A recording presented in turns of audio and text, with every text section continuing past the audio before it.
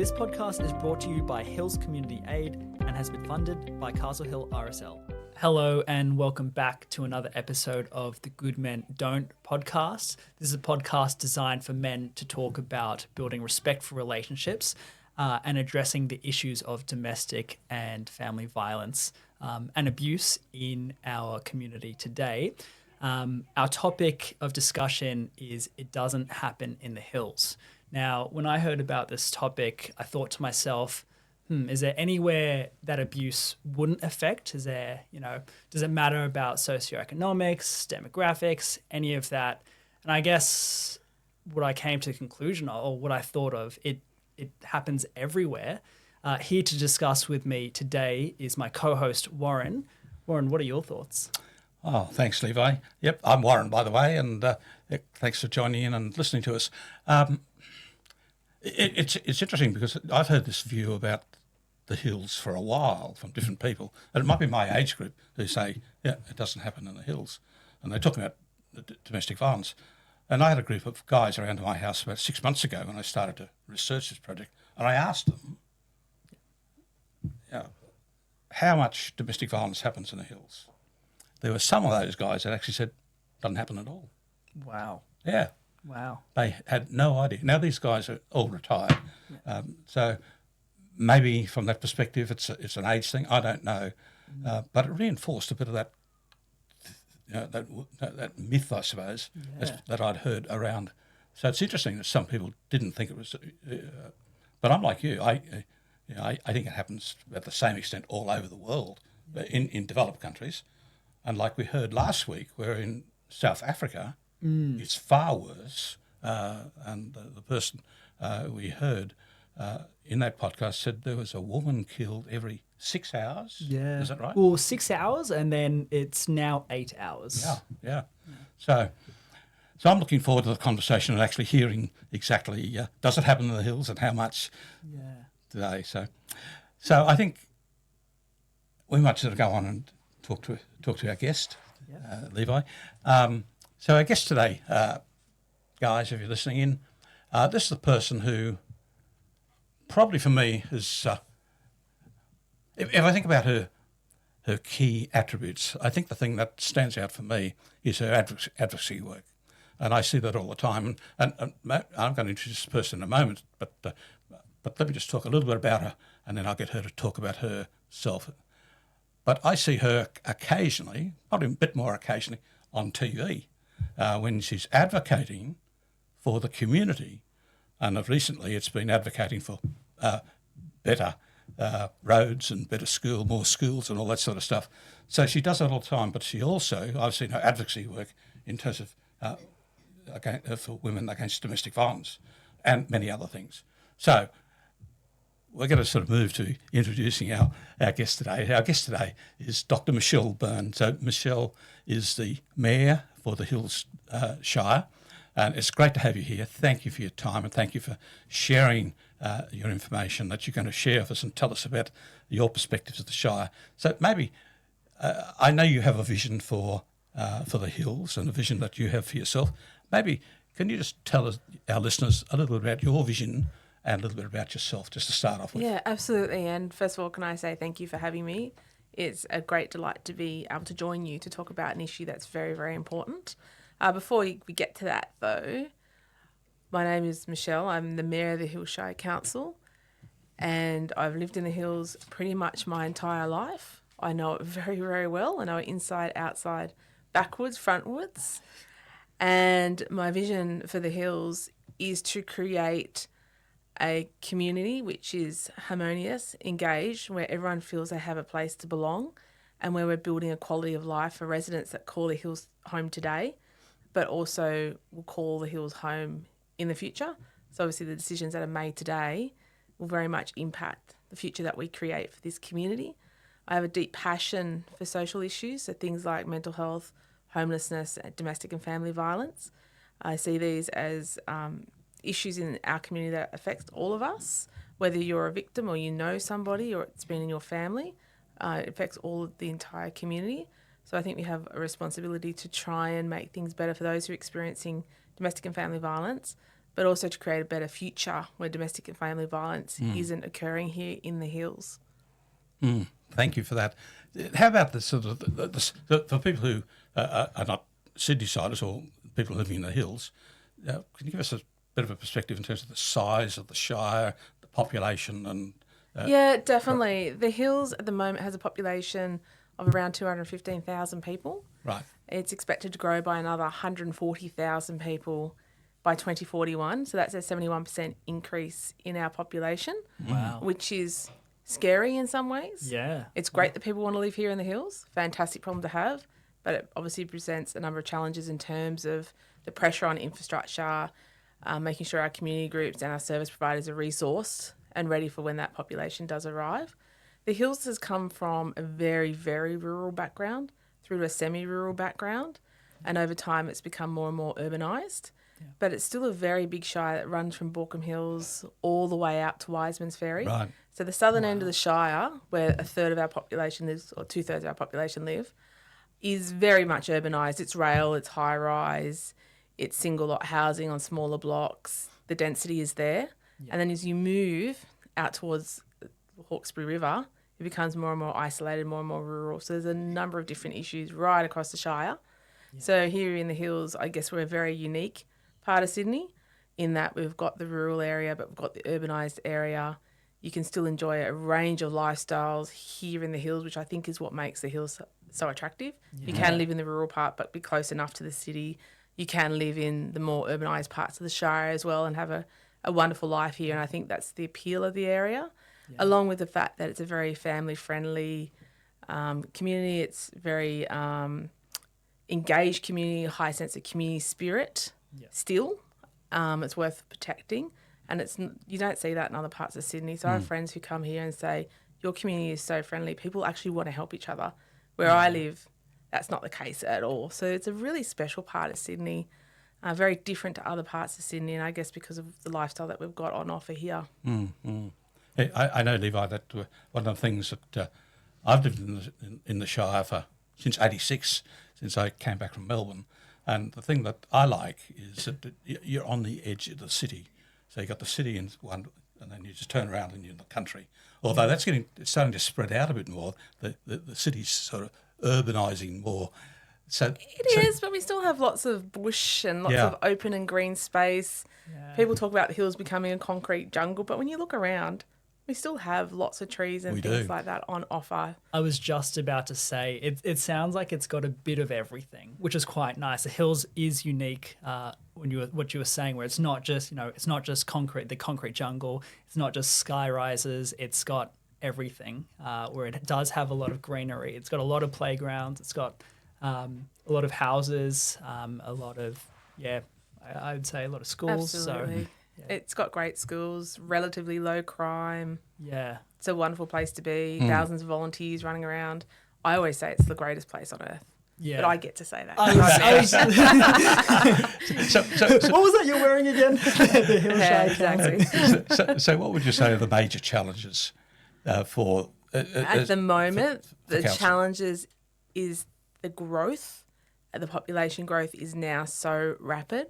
Yeah. And the amount of development that's occurring right across the hills. So you look around the metros, Showground, a perfect example. You look up, all of a sudden there's high-rise, Grand Castle Towers, high-rise. You look at Box Hill, which is our newest release area, and it was farmland 10, 15 years ago. And now every time you drive through there, you're like, where did that house come from? It was not there last week. So that increase in population is presenting challenges in terms of the pressure on the infrastructure. Yeah. So things like the roads. Yeah.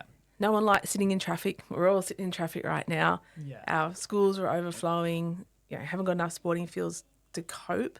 Yeah. And that's before we start talking about other important bits of infrastructure like community halls, swimming pools, libraries, basketball courts, more police, fireys, paramedics, that sort of thing. So there's a real challenge in terms of the pressure that's on our current infrastructure and how we provide that infrastructure going forward to meet the needs of the community, to make sure that we create a quality of life here for the residents that live here now, but also the residents that come in. Yeah. So in many ways, we talk about the housing crisis, the need to provide more housing, which is important, but we can't forget about the infrastructure either, because without that infrastructure, you're setting the community up for failure because you end up with a quality of life crisis, which will create other problems in terms of mental health, physical health, and all sorts of other issues as well. So that's the real pressure on the council, is to be able to provide that infrastructure, which is why we're doing a lot of advocacy. Yeah. And I think the other thing with the growth as well is the Hills being a really engaged, connected community.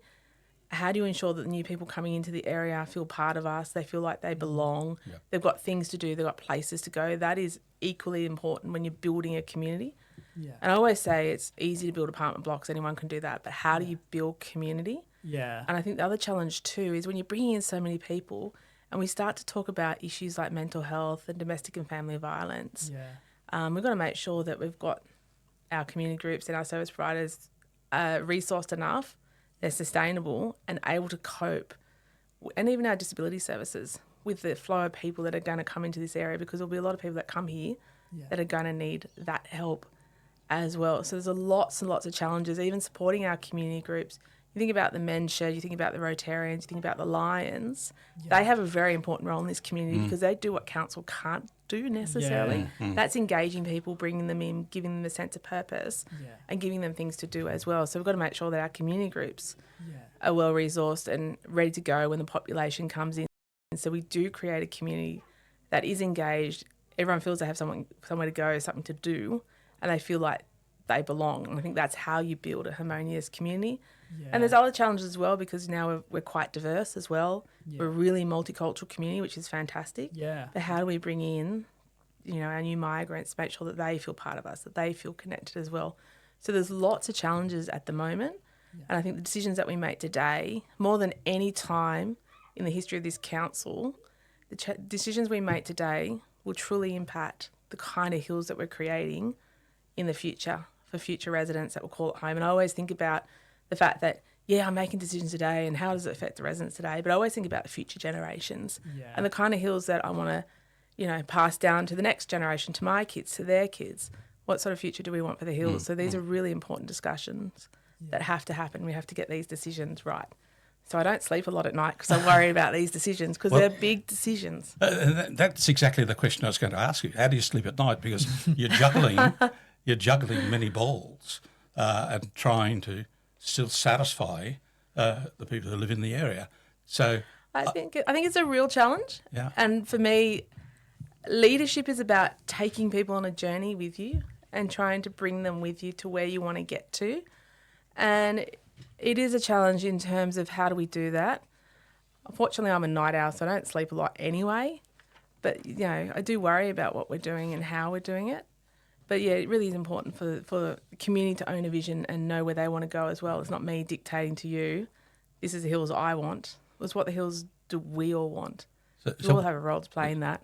So what part of all that do you find the most rewarding? For me, the most rewarding part of being a mayor, and it's a privilege of a lifetime, really. It's not every day you get to be a mayor. But for me, it's most rewarding when I get good outcomes for residents, where I can see that we've made a tangible difference in the lives of residents going forward. And sometimes it's not big things. Sometimes it's just the little things, like fixing a pothole, getting a tree removed, fixing a footpath. Sometimes it's those little things.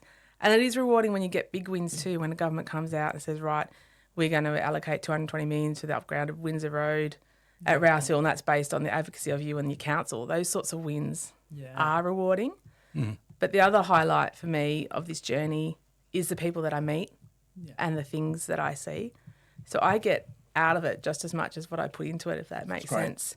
I really enjoy what I do and I love what I do, but I've met so many people along the way who've become an important part of my journey. I've made lifetime friends as a result of this, but also it's given me a really good insight into community, and I've learnt things and I've seen things that I never would have come across or learnt about if I'd not been the mayor. And so I then feel a responsibility to do things to try and make things better for what if that makes sense. Yep. In my rambles. No, that's perfect. Right. No, that's amazing. I agree. It's important to celebrate those little wins. I'm sure those potholes, people would be very happy when they're all fixed up. So it makes a big difference. And that 220 million on the Windsor Road, I'm sure that actually goes a long way. I guess more personal support and advocacy for you, Michelle. What motivated you to become an advocate for women affected by domestic and family violence, and how long ago did you get involved? That is a really good question, because it feels like I've always been involved in some way. But I think my passion, particularly in domestic and family violence, is a result of the women that I've met and the things that I've heard, and getting a deeper understanding of how domestic and family violence actually affects an entire community. Yeah, it's not just one person. Yeah. And I think, there's been friends in my life that have been impacted by domestic and family violence. I think about my own childhood, and I don't talk about it a lot. But back then in the 90s, coercive control was not understood or recognised. Yeah. But when I look back on my own childhood, coercive control. Yeah. Right. So, and the fact that it could happen to anyone, domestic and family violence, it doesn't discriminate by postcode. Yeah. It could be happening next door and you don't know about it. And I think we all have a responsibility to look out for each other and to ensure that we make a better community for those around us. So I think that's where that passion comes from. And I actually want every resident in the hills to live their best life. And I know they can't live their best life if they've been affected by these issues. So I think, I'm fortunate that I have a platform that I can use to try and advocate and to try and make a difference in that space. And it's not just domestic and family violence that I'm passionate about. It's homelessness as well. Yeah. And the biggest cohort of homelessness in the hills is women and children escaping domestic violence. Wow. And I'm also, Wow. absolutely. So we run the Hills Winter Sleep Out every single year. Yeah. And we talk about that a lot. Yeah. And then I think just the realisation that there are women and children sleeping in their cars, that this is happening here. In the hills. In the hills. I genuinely And I had think, no idea. just wow. the hills is a really interesting place. Yeah. Like, I love the hills, obviously, but in the hills we like to think that we're okay, that we don't have these issues that are affecting people in our community. But obviously they do. Homelessness is here, mental illness is here, domestic and family violence is here. Yeah. So it's what we're going to do as a community to try and tackle those issues and to break the cycle going forward too. So I always think about the next generation that's coming through. And I think we all have a responsibility to leave the world a little better than how we found it. How do we do that? Obviously through service to community and those sorts of things. So we do want to break these cycles, and maybe that's the only way we'll ever get rid of domestic and family violence is really focusing on our young people and trying to break it there, trying to break that silence.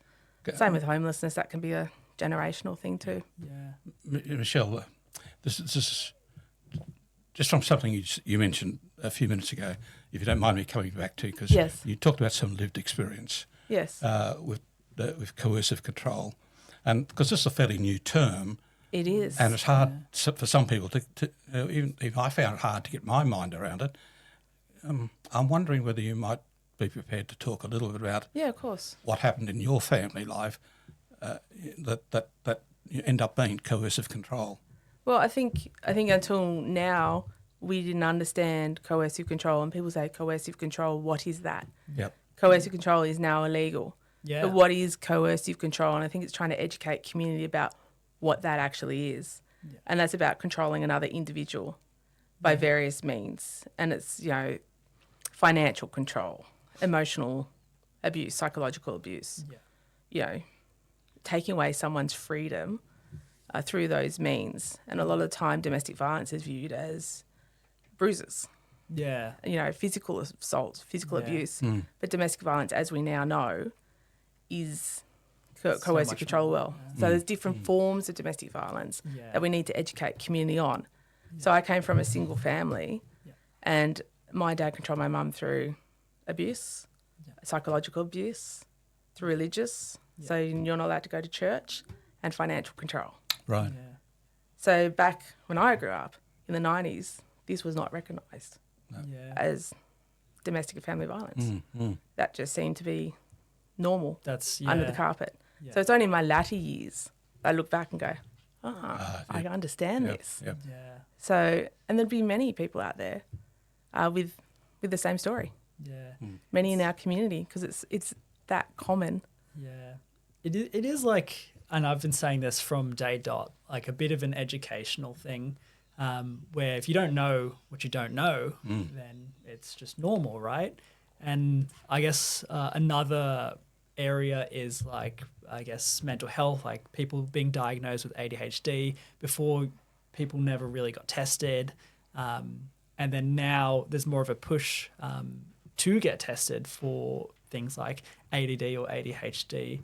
And a lot more people who are a bit older don't realize that they've got it because they were probably just seen as like, what's the word? Oh, they're just being unruly. They're just teenagers and things like that. So it is just if there was a bit more information on, I guess, coercive control or understanding signs or symptoms in these cases for ADHD, it could, I guess, assist long term because that couldn't have been easy, I assume, growing up. And thank you so much for sharing. That's all right. Yeah, absolutely. Thank you for sharing that because right. a lot of times people just have, in those days, they just suffered in silence and just accepted yes. it. You know.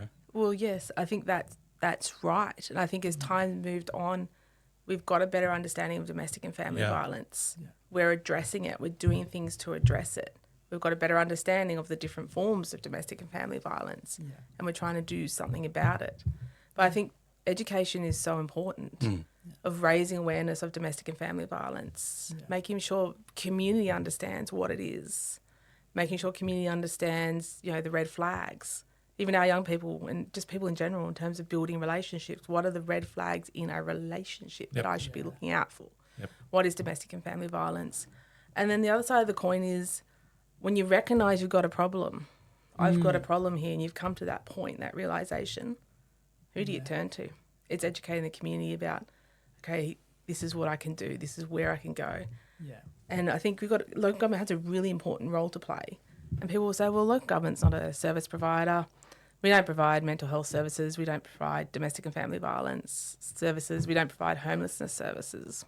That's true, we don't. But we're the level of government closest to the people. I think we have a real important role in reaching out and educating our community. And I think when you have an issue, unfortunately, most people turn to the internet or chat GPT and go, I've got this problem, what do I do? And there's just like realms of information, just reams and reams, pages and pages. It's so overwhelming. Yes. Yeah. So we've got to get to a point where we can get the community educated, that they understand who to call and what to do. And I think we've got to make sure that people realise that they're not alone, that there's so many people that are going through this, have been through this, that this community genuinely wants to help them and support them in that journey, because it's not an easy journey out of domestic and family violence. It's hard. And as we see, a lot of women go back because it seems to be easier to stay in a violent relationship, whether it's coercive or physical, than to move out of that. So we do have a lot to do in that space, I believe. Yep. Yeah. Is there any message you'd like to send to those who might be part of the community struggling with family and domestic violence? Is there anything you'd like to say to them? Yes, that we're all here for you and that we want to see you free and we want to see you live your best possible life and that we're here to support you however we can. That would be my message. And I think also the other thing with domestic and family violence is it's now gotten to a point where if we know someone who is experiencing domestic and family violence, we need to speak up. Yeah. It's no longer I can hear fighting next door, so I'm just going to walk past it because it's none of my business and we should all stay out of it. I think those days have got to come to an end where we do help those who we think are experiencing domestic family violence. Yeah. The Hills Police are very good at it. They've got lots of resources. Hills Domestic Violence Prevention Network as well, fantastic resource as well in terms of trying to get that information out there, that we've all got a role to play in helping those who are experiencing family domestic violence, especially if we're serious about eradicating it from our community. Mm-hmm. Yeah. Wow. That's a powerful message, especially coming from the Mayor. It's quite nice and uplifting personally to hear that from you, which is nice. I guess another message what would you like to send to men in the community who might feel like they're struggling with abusive and violent tendencies? My message to them would be to get help. I think the bravest thing you could do is to reach out and say, I've got this problem and I need help. Yeah. And there are many services around that are now supporting men and helping them.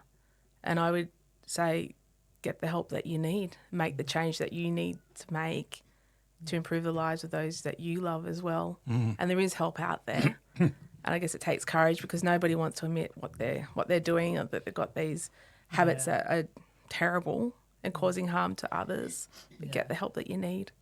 Yeah, I guess it is tough, but we're here to help, right? Like the community, like you said, we are here to help. We're here to take care of everyone. You care about all the members individually, which is quite nice. You mentioned earlier.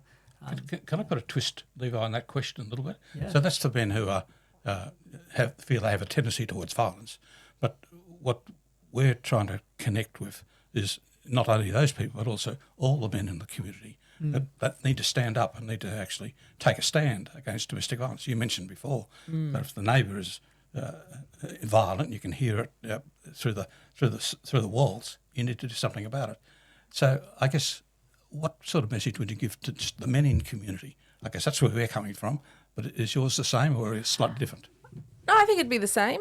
I think also for the men out there, if they know men and they can see the signs or think perhaps their friends aren't treating their partners well, to say something.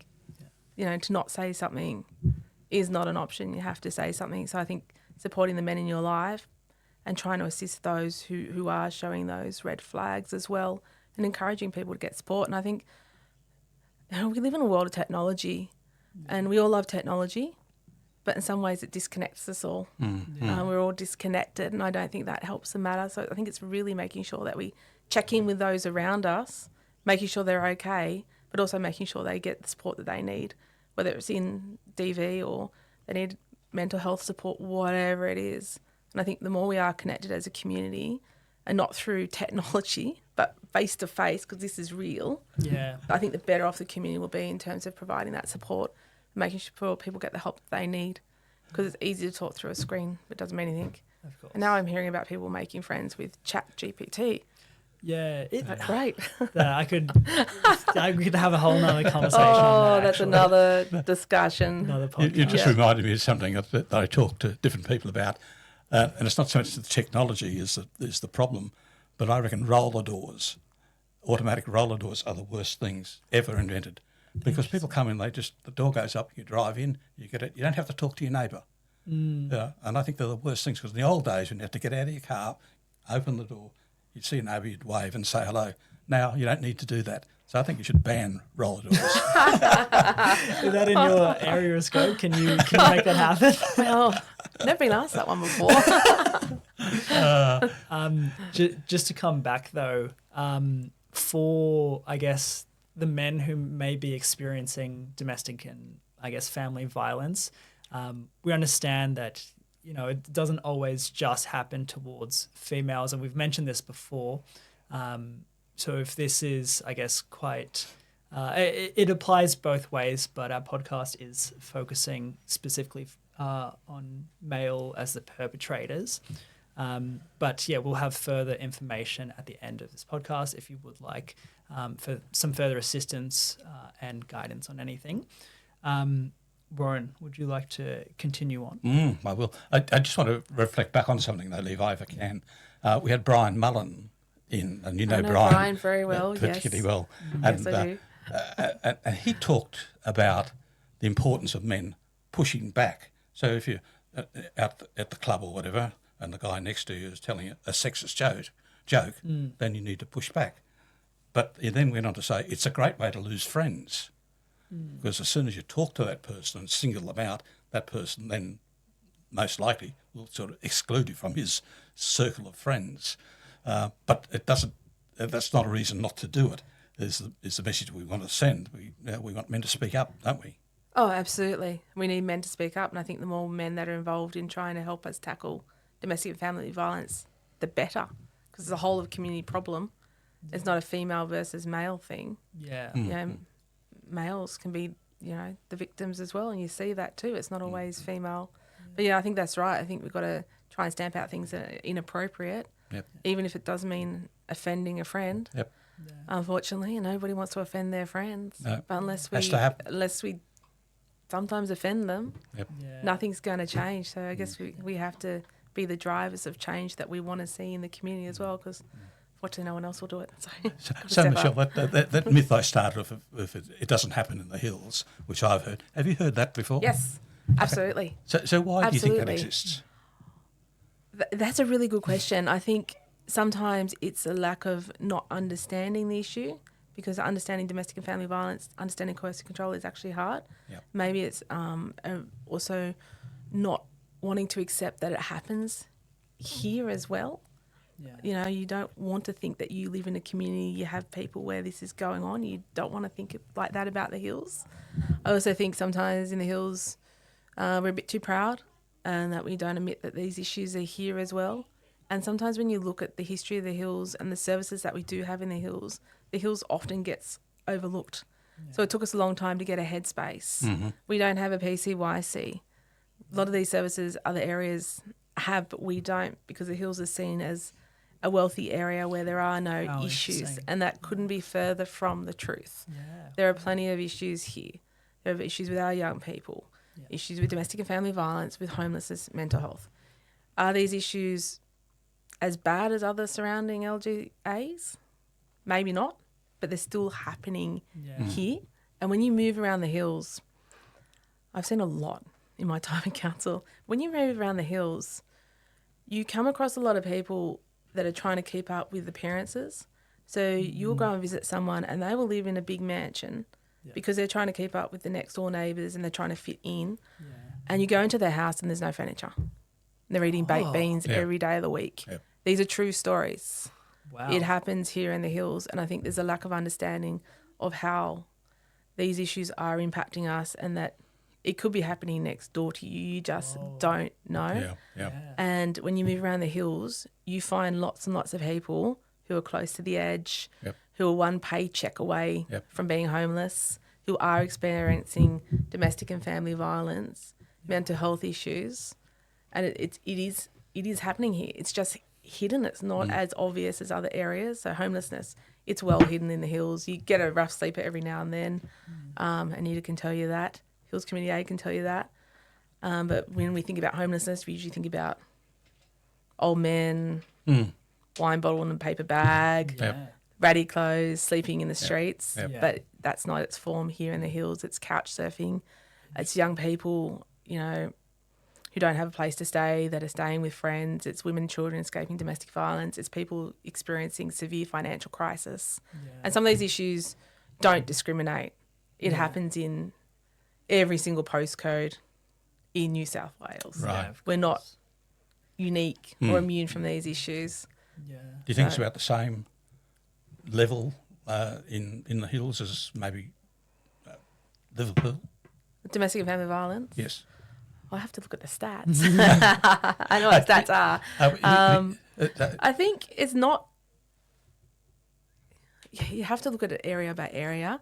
I mean, the rate of domestic violence is lower than the New South Wales average, and it's probably just as equal to surrounding LGAs. Sure. So when you start to talk about the incidences, when you start to talk about stats from, June 24 to now, and it's forget the number, it's like 243 incidences per 100,000.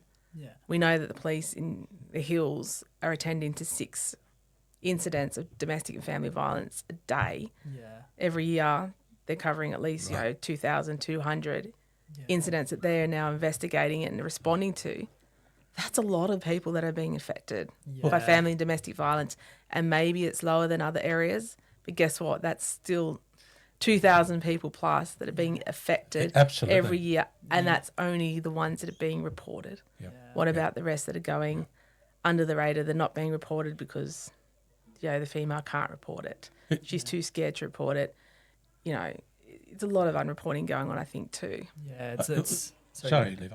It was interesting. Just only this morning when I was thinking about today, I was looking back at a statistic we actually provided on our very first episode, and we talked about a stat that said there was in 2024, Australia-wide, there were 38,000 incidents of domestic violence in Australia. So I thought to myself, oh, okay. So then I sort of divided that by 365.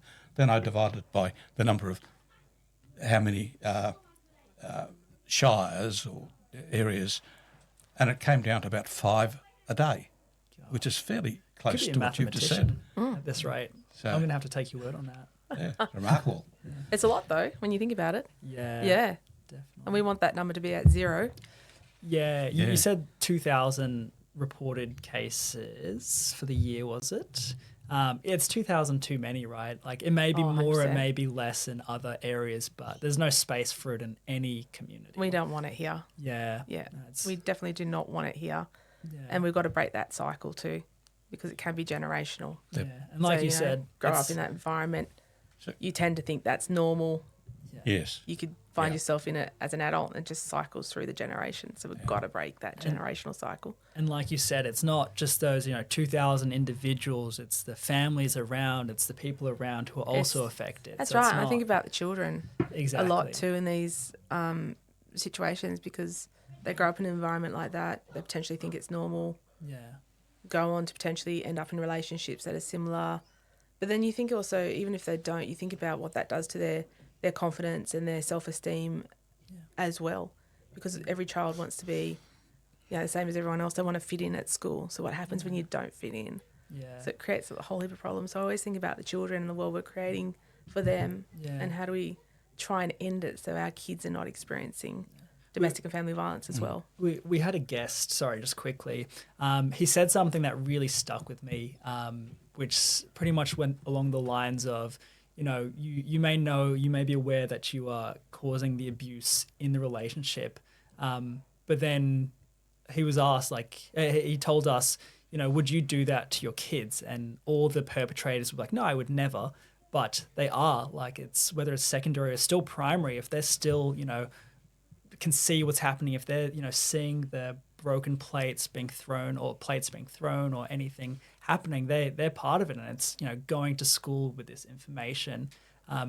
It's very hard on the kid, and I think that's where a lot of perpetrators might wake up a little bit. Where it's like they're doing it to their partner, but when it comes to their kids, they will say, oh, no, I would never do that. If you really care about your kids, if you really care about, that family, you got to make that change. You got to change for your kids. And Definitely. also for your partner. So a lot of services and resources that go into, a lot of it goes into different services for survivors and victims of domestic violence.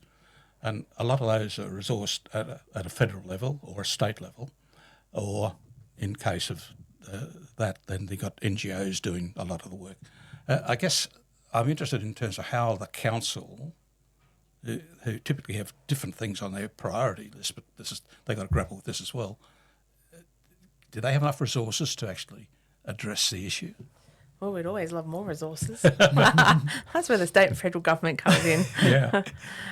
I think for councils, they do grapple with these issues because they want to create a wonderful community and a wonderful lifestyle for the residents that call it home today and in the future. So local government does have a role to play in all of this, in the advocacy space. That's obviously key with working with the service providers and making sure that they're resourced where we can assist them, working with the Hills Domestic Violence Prevention Network. So we spend a lot of time supporting them because we can see the value in the work that they're doing as well. So we do try and support the NGOs where we can. We also run a grants program as well, and we try and give funding to organisations that are doing work in the DV space as well, because we recognise the importance of the work they're doing, and we want to support them where we can. So we do have an important role to play, I believe, in helping resource where we can, because obviously council is limited in its funding as well. I wish we had a bigger bucket of money. I can tell you that now, to be able to do more with what we've got, but we do the best we can to support organisations where we can. We also support initiatives like Click Collab, which you've probably heard of, which is aiming to bring together all the providers and the community groups and community members that are interested in working together and in a united front to try and tackle domestic family violence in the community. And I think that's the issue too, is a lot of our service providers, they're under the pump, they're out on the coalface, helping women and children doing the things that they need to do. But sometimes they work in silos, so it's trying to bring everyone together so we're collaborating and that everyone knows who's who in the zoo. So if you come across somebody that needs some assistance, you can ring out Hills Community Aid and go, hey, I need some help with this person. So it's trying to collaborate, but also try and bring together a lot of the initiatives that are going on, because there's lots of wonderful initiatives. There's marches, there's all sorts of things, there's lots of activity that happens in that space to raise awareness around DV. So it's trying to coordinate it all a bit better, and that's what Click Collab's trying to do. So they've identified some priorities in the area that are needed in this space. What can we do together to try and address them? Some of it is around raising awareness, educating community and those sorts of things, and then there's more specific things that, trying to get more resourcing and things like that in here as well. Sure. So there's a whole heap of work that's going on in terms of that, and the RSL has been fantastic in supporting that initiative. They're actually funding the trial to see how it works here in the Hills. They're looking at employing somebody who will spend their time trying to coordinate all the activity across the Hills to try and build momentum to ultimately reduce family and domestic violence across the Hills. So we try and support them as well. So any initiative like that raises awareness, is actually tackling it on the ground, we'll come behind and support with our resources. We obviously promote a lot of these things as well through our own channels as well to try and really get into the community and to get those messages out there where we can. And, being a mayor, I always love attending events and things and seeing the initiatives like this is why I'm here today, because I believe in what you're doing and I want to assist as well. So I think that's local government's role. And I think one of the things I heard is that with Click Collab, you were very actively involved in the formulation of the work that they were doing. Well, they did all the hard work. I just tried to support them from the edge, but turn up when I need to. Oh, absolutely. I think anything that we can try to try and reduce domestic and family violence is a good thing. I think Click Lab will work, but if it doesn't work, well, guess what? We've tried. You've tried. And not trying is not an option. We have to do something. So we've got to do whatever we can and try whatever initiative we can think of to try and tackle DV at that grassroots level, in the hope that if we can get it at the grassroots level, then hopefully we can solve it going forward.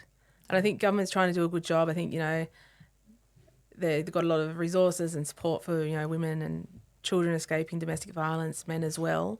But in many ways, that's just a Band-Aid solution. You're dealing with the problem long term, in that you're dealing with the consequences of the problem, but you're not dealing with it at the root. We've got to solve it at the root. And I think it starts with our young generation. So, programs like Love Bites, which is funded by RSL as well. They do a lot. The RSL is actually That's helping right. us. See? So, and they're very supportive in this domestic and family violence space. But, that program Love Bites, if we can educate our high school students about what a healthy relationship is, and we can educate the general community as well on what is a healthy relationship, as opposed to I'm going to sit here and give you a lecture on domestic violence. If I can teach you or teach our young people about what a healthy relationship and what it isn't, then we can change, I think, the future for our young people. And I actually think that it's not just our high school students that we need to get to, it's our primary school kids as well from those early days. And I think I'm not an expert in this space, I'm not an expert in educating children. I can tell you that now. I've got 3 and they don't listen to me at all. They won't do their homework with me. They won't do anything with me because apparently I'm silly and don't know anything, which is probably true. But I think if we could teach, even our younger children in an age-appropriate way about what is healthy and what's not, then I think we set our younger generations up for successful relationships in the future that hopefully then brings down domestic and family violence. I think you're exactly right. Not so much your kids' part. We might need another speaker for that to assist with homework and things for your kids. But you're right. I think kids are just sponges. In the primary school years, it's very formative. You learn a lot. So, I think getting them while they're quite young, teaching, easy concepts, simple stuff, and then when they're in high school, it will go like a long way, I think. So I really, really like that idea. And it also sounds like you're at the forefront of this abuse and domestic and family violence. It's nice to hear that you're so passionate about the community, I guess the Hill Shire, but more specifically this area. It goes to show how much you care, which is really nice to hear, Michelle. I've got just one last question. Of course. We're getting close to the end. That's all right. But I'm going to have to click collab because I've got the good book here and how to read of it. Yes. And it talks about a thing which I don't know what it is. And it's a thing that they call about goal squads. Now, I think you and Anita sort of worked on that together to some degree is what I'm told. So can you tell us what a goal squad looks like and how they're going to operate? Yeah, so I think there's 2 goal squads operating at the moment. Wow. And one's called Amplify, and I think one's called Expertise, but you'd have to double check me on that. And the idea of the goal squad is to bring together people that are particularly passionate about that goal, whatever it may be, and to get them working together to try and find ways to advocate on that goal or to produce results in that goal. Amplify at the moment, I believe, is all about raising awareness of domestic violence through the community, wherever we can get that messaging out. So that particular group, I'm pretty sure, consists of people that are interested in the field, who have a passion for it, might work in the field, but are passionate about getting that message out across the community around, what is domestic and family violence, what does it look like, what is a healthy relationship, what is not healthy, where to go. And they're important messages to get throughout the community, through social media, through LinkedIn, through every platform we can think of, through every community event as well.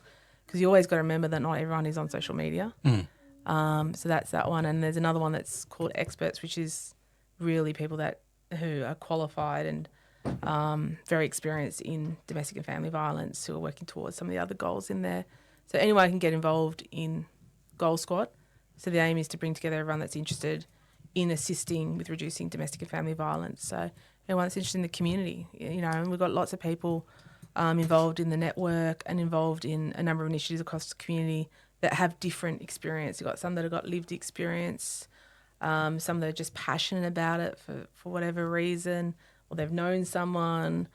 Then you've got, the service providers as well who obviously want to raise awareness because at the end of the day, they want to reduce the pressure on their service, and in fact they probably don't want their service to exist because if their service doesn't exist it means there's not a problem. So there's a whole heap of people across the community that are working on it, and I think as more people begin to understand it and begin to understand the real impact of DV right across the community at all levels, I think more people want to get involved and help. And it's typical Hills. Everyone here wants to help each other, and I think that's the one thing I love about the Hills is that people genuinely want to help each other. And so if you put a call out and, say, I need some help with this, you usually get all sorts of people on top of you that want to help. So it is a community that's very engaged, high level of community spirit, thousands of volunteers running around all over the place. Everywhere you turn, there's a volunteer doing something amazing. So I think it's just one of those communities where people really want to help each other and be involved in solving some of these issues. And it's an issue we just can't walk past anymore. I think that's a great spot for us to stop, Michelle. Look, first of all, thank you for sharing what happened in your childhood.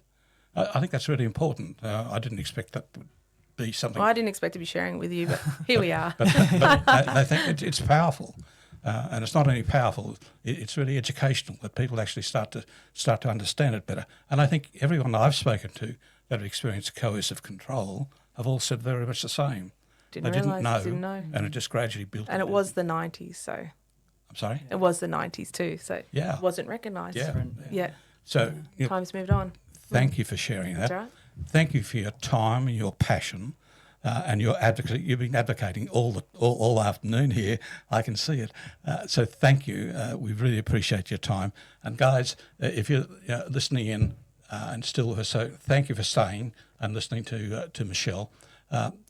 Stay tuned we're going to have another podcast shortly, which will be a slightly different subject, but I think it's one that you'll really sort of enjoy listening to. So Levi, before I should just sign off, shouldn't I? Yeah. I'm Warren. Thanks for your time. Levi's going to wrap up the day. Thanks, Levi. No worries, Warren. Thanks again, guys. Really appreciate all of you tuning in. It was really great topic. Thank you again, Michelle, for coming in today and shedding light in some of the areas, some of the projects got going on.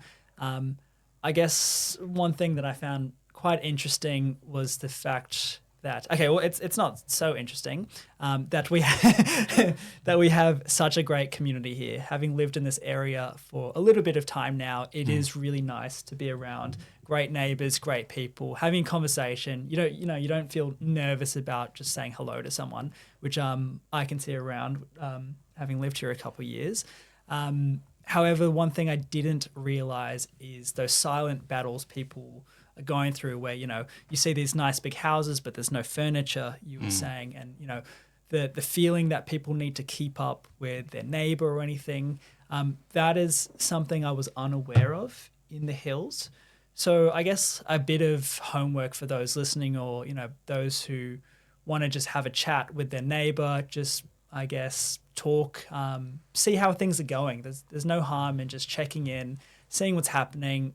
Everyone here is quite lovely, the community that is. So yeah, there's no harm in just a quick conversation. I appreciate that. So thanks again, everyone. We'll see you next time. Bye. Thanks for joining us. This podcast is for information and educational purposes. The views expressed by the host and their guests are their own views and do not constitute professional advice. Listeners should consult professionals for specific advice tailored to their needs.